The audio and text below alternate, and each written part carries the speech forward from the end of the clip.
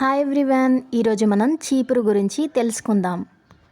చీపురు ఎప్పుడు కొనాలి అంటే శనీశ్వరుని ఆయుధం కాబట్టి శనివారం, ఆదివారం, బుధవారం, గురువారం ఇలా ఎప్పుడైనా కొనుక్కోవచ్చు. కానీ మంగళ, శుక్రవారాలలో చీపురు కొని ఇంటికి తెచ్చుకోకూడదు. అలాగే చీపురు మధ్య భాగం నేలకి తగిలేట్టుగా ఊడవాలి. అది లక్ష్మీదేవి స్వరూపానికి ప్రతీక. చీపురును ఇలా నిల్చోపెట్టి కూడా పెట్టకూడదు. ఎక్కడి పనులు అక్కడే ఆగిపోతాయి. ఇలా పడుకోబెట్టాలి. అలాగే చీపురును ఏ దిక్కున పెట్టాలి అనే సందేహం అందరికీ వస్తుంది. దక్షిణ దిశలో కానీ వాయవ్య దిశలో కానీ పెట్టుకోవడం చాలా మంచిది. వంటగదిలో పెట్టకూడదు. చెత్తని ఈశాన్యం నుంచి నైరుతి వైపుకు పోగు చేసి చీపురుని పడుకోబెట్టి అలా ఉంచాలి.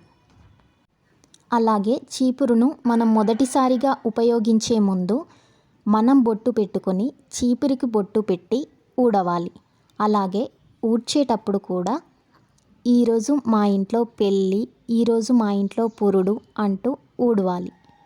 అప్పుడు శుభకార్యాలు తొందరగా మన ఇంట్లో జరుగుతాయన్నమాట. చీపురును ప్రారంభించే ముందుగా యజమానులు మాత్రమే ఊడవాలి. తర్వాతే పని మనుషులకు అప్పగించాలి. అలాగే చీపురును అమావాస్య రోజులలో పడేయవచ్చు, పాత చీపురును. అలాగే చీపురును మొత్తం ఉపయోగించిన తర్వాత మన చేతులకి కాస్త తడి చేసుకొని చీపురు హ్యాండిల్ని కాస్త శుభ్రం చేసి యథాస్థితిలో పెట్టాలి. అలాగే రీసెంట్ డేస్లో చాలామంది తెలియక ప్లాస్టిక్ చీపుర్లు కొనుక్కుంటున్నారు. ఇది చాలా తప్పండి. అలా చేయకూడదు. మెయింటెనెన్స్ కొంచెం కష్టం అవుతుందని చెప్పి ప్లాస్టిక్ చీపురు కొనుక్కోవడం చాలా తప్పండి. కొంచెం కష్టమైనా సరే కొబ్బరి చీపురుని కానీ తాటాకు చీపురుని కానీ ఉపయోగించాలి. జనపదైనా పర్లేదు. అప్పుడు మాత్రమే లక్ష్మీదేవి మన ఇంట్లో కొలువై ఉంటుంది. మరి ఇంత ప్రాధాన్యం ఉన్న చీపురు మన ఇంట్లో కూడా ఒకటి ఉండాలి కదండి.